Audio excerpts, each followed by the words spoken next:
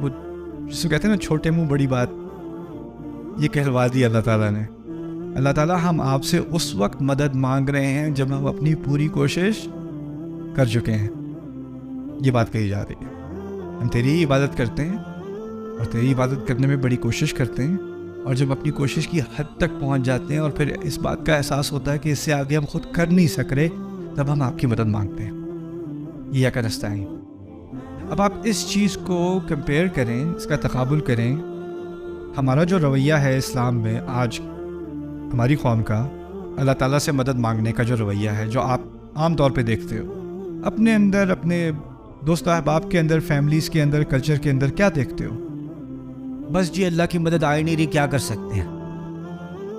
دیکھیں جی بس اللہ نے یہی لکھا ہوا تھا، کیا ہو سکتا ہے؟ ہاتھ پہ ہاتھ رکھ کے مدد کا انتظار ہو رہا ہے. یہی بات ہوتی ہے نا.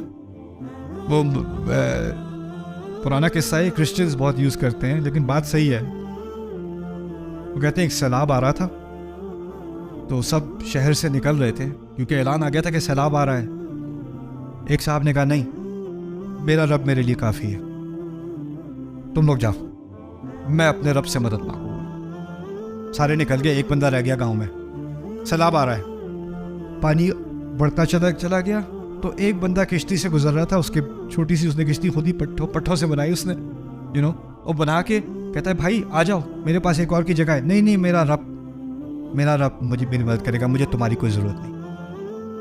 اب پانی اوپر تک چلا گیا تو وہ اب چھت پہ کھڑا ہوا ہے اکیلا، پانی اوپر اٹھ رہا ہے. اوپر سے ہیلی کاپٹر بھی آ گیا، اس نے دیکھ لیا اسے، نے کہا آپ آ جائیں یہ پکڑ لیں. نہیں میرا رب میری مدد کرے گا. بندہ ڈوب گیا، فرشتے پکڑ رہے ہیں. وہ کہتے ہیں میرے رب نے میری مدد نہیں کی. تو فرشتے کہتے ہیں گدھے، ہم نے پہلے پورے گاؤں سے بلوایا، پھر ہم نے یہ بندہ بھیجا، پھر اس کے بعد ہیلی کاپٹر بھیجا. بات کیا کہی جا رہی ہے اس لطیفے میں؟ وہ یہ ہے کہ ہمیں مدد قبول کرنی پڑتی ہے جب اللہ تعالیٰ کی طرف سے آتی ہے. اپنی کوشش بھی کرنی پڑتی ہے. ہم صرف یہی نہیں کہہ سکتے بس اللہ کی طرف سے مدد آئے گی تو دیکھا جائے گا. جب تک وہ نہیں آئے گی اب کچھ بھی نہیں ہو سکتا. اور یہ کبھی کبھی ہم اس ایکسٹریم پہ چلے جاتے ہیں نا، کیونکہ بات تو ٹھیک ہے، القادر فی الحقیقہ لیس هناک قادر فی الحقیقہ الا اللہ. اصل میں قدرت صرف اللہ کی ہے. میں یہاں کھڑا چل رہا ہوں لیکن میرے چلنے کی صلاحیت اللہ تعالیٰ کی طرف سے ہی آ رہی ہے. تو آپ بڑھ چڑھ کے اگر آپ خطبہ دے دیں کہ ہمارے ہاتھ میں تو کچھ بھی نہیں ہے، اللہ تعالیٰ کا کن جب تک نہ ہو کچھ بھی نہیں ہو سکتا. اب یہ کچھ بھی نہیں ہو سکتا، کچھ بھی نہیں ہو سکتا، بار بار کہتے رہو تو انسان کے دماغ میں کیا بات آ جائے گی؟ واقعی کچھ نہیں ہو سکتا، میں بھی کچھ نہیں کر سکتا، میری صورتحال بالکل نہیں بدل سکتی. بس اللہ ہی کرے گا. اب اللہ کی مدد مانگی جا سکتی ہے. اور یہ میں بات خاص اس لیے دہرا رہا ہوں کہ جب میں پہلی دفعہ پاکستان آیا تھا اس ٹور میں کچھ مہینے پہلے، تو سب سے عام سوال مجھے یہ ملا تھا، اللہ تعالیٰ میری دعائیں کیوں نہیں قبول کر رہے؟ اللہ تعالیٰ سے میں نے بہت مدد مانگی ہے، مدد آ نہیں رہی. میں نے آپ نے کیا کیا ہے؟ دعا. اور کیا کیا ہے؟ اور زیادہ دعا، روزے بھی رکھے ہیں میں نے. آپ نے خود کچھ کرنا نہیں ہے، بس مدد مانگنی ہے. اور یہ کس چیز کی مخالفت ہے؟ ایاک نستعین کی. ایاک نستعین. اچھا آؤ، اگر اس کی ترتیب بدل دی جاتی، ایاک نستعین ہوا ایاک نعبد، تو کیا فرق پڑنا تھا؟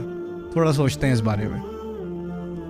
اصل میں پہلی بات تو یہ ہے کہ ہماری اس زندگی کا بنیادی مقصد اور جو اصل نتیجہ تھا پہلی 3 آیات کا، وہ مدد مانگنا نہیں تھا.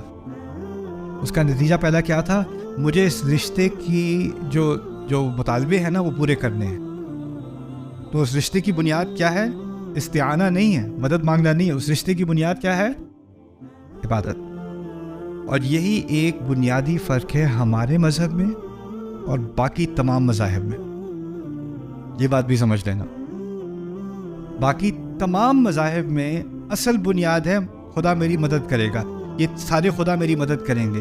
یہ کسی نہ کسی طرح ہماری کسی نہ کسی معاملے میں، پیسے کے معاملے میں، فیملی کے معاملے میں، جنگ کے معاملے میں، یہ ہماری مدد کریں گے.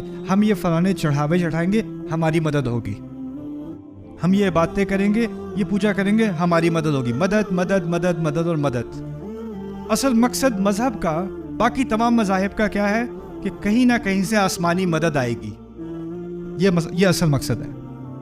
کیوں دعا کر رہے ہیں, کیوں پوجا کر رہے ہیں, کیوں جو ہے چرچ جا رہے ہیں؟ مدد کے لیے. اور میں اس بات کو گہرائی میں سمجھنا چاہ رہا تھا کہ یہ واقعی ایسا ہے کہ نہیں, کیونکہ اسلام ان باقی مذاہب سے مختلف ہے. اسلام نے پہلی چیز مدد مانگنے کو نہیں رکھا.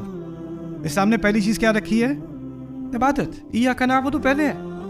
اور یہ کوئی چھوٹا فرق نہیں, یہ بہت عظیم فرق ہے. اس فرق کو اگر آپ غور کرو نا, اس فرق پہ آپ کو پتہ چلے گا کہ اسلام کسی اور مذہب کی طرح نہیں, کسی اور مذہب کی طرح نہیں. کیوں؟ میں گیا تھا, کیونکہ میں ٹیکسس میں رہتا ہوں, میں نیو یارک سے ٹیکسس موو ہوا. ٹیکسس میں ایک صاحب ہیں جول اولسٹین. جول اولسٹین بہت بڑے عیسائیت کے جو ہیں دائی ہیں. ان کے چرچ میں تقریباً ہر سنڈے کو 50,000 سے 100,000 لوگ اٹینڈ کرتے ہیں ہر سنڈے کو. ہیوسٹن میں ہوتے ہیں, میں ڈیلس میں ہوتا ہوں, 3-3.5 گھنٹے کی ڈرائیو ہے وہاں سے. لیکن کوئی یہاں ابھی سے 6-7 سال پہلے کرسمس ایو پہ ان کا ایک کرسمس اسپیشل ہو رہا تھا ڈیلس میں. کرسمس اسپیشل جس طرح ہمارے یہاں عید کا خطبہ ہوتا ہے نا, ان کا کرسمس اسپیشل. اب وہ بندہ اتنا پاپولر کہ وہ کسی چرچ میں جا کے کر نہیں سکتا کیونکہ اتنے لوگ آنا چاہ رہے ہیں. تو اس نے بک کیا امریکن ایئر لائن اسٹیڈیم, جہاں پہ باسکٹ بال گیمز اور بڑے بڑے میچز وغیرہ ہوتے ہیں نا. اس نے پورا اسٹیڈیم بک کیا ڈیلس کا. میں نے بھی ٹکٹ لیا, میں بھی گیا دیکھنے کیا ہوتا ہے. میں بھی دیکھوں کیا کرتے کیا ہیں یہ لوگ. اب میں وہاں گیا, 3 گھنٹے کا اس کا پروگرام تھا, اور اس نے اپنی ساس کو بھی بلایا ہوا تھا, انا للہ و انا الیہ راجعون. بیوی بھی اس کے ساتھ تھی, بھائی بھی اس کے ساتھ تھا, اور بڑے مزے کی باتیں کی انہوں نے. لیکن پوری بات کا تو وہ خلاصہ بھی آپ کو نہیں بتاؤں گا, ایک بات بتاؤں گا. وعدے کیا کر رہا تھا, اس سال تمہاری ساری خواہشیں جیسس پوری کر دے گا. کیا چاہیے تمہیں؟ وہ جو جس ڈیورس میں تم پھنسے ہوئے وہ کیس اس سال ختم ہو جائے گا.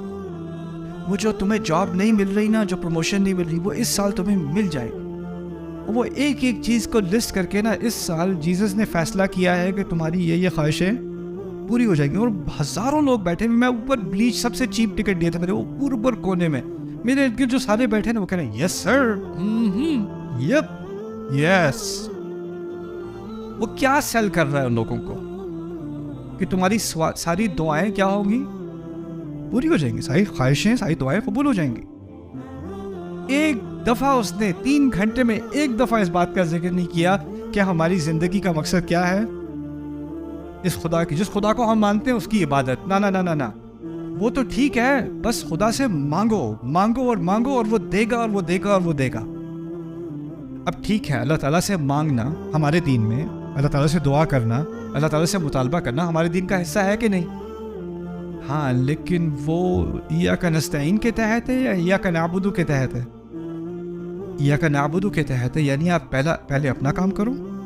اور ایاک نستعین میں بھی 2 حصے ہیں, میں نے 2 حصے سمجھائے تھے نا. پہلا حصہ کیا تھا؟ اپنی کوشش, اور پھر اور یہ جو کوشش اور جو آپ مطالبہ کر رہے ہو وہ عبادت کے تحت ہے. یعنی میں اللہ تعالیٰ کی عبادت کرتے ہوئے اب میری زندگی کے مقصد اور اس کے جو گولز ہیں, جو میرے اہداف ہیں, جن چیزوں کے پیچھے میں بھاگ رہا ہوں, کیونکہ میں اللہ تعالیٰ کا عبد بننا چاہ رہا ہوں زیادہ سے زیادہ, اب ان گولز پہ بھی اثر پڑا. جن چیزوں کے پیچھے میں پہلے بھاگ رہا تھا, ایاک نعبد سے پہلے جن چیزوں کے پیچھے بھاگ رہا تھا, اب ان چیزوں کے پیچھے نہیں بھاگ رہا, کسی اور چیز کی طرف دوڑ رہا ہوں. اب اس چیز کی طرف دوڑ رہا ہوں تو مجھے مدد کی ضرورت ہے, اب میں اللہ تعالیٰ سے مدد مانگوں گا. تو میری دعاؤں کی اصل نیچر ہی بدل گئی پوری طرح سے.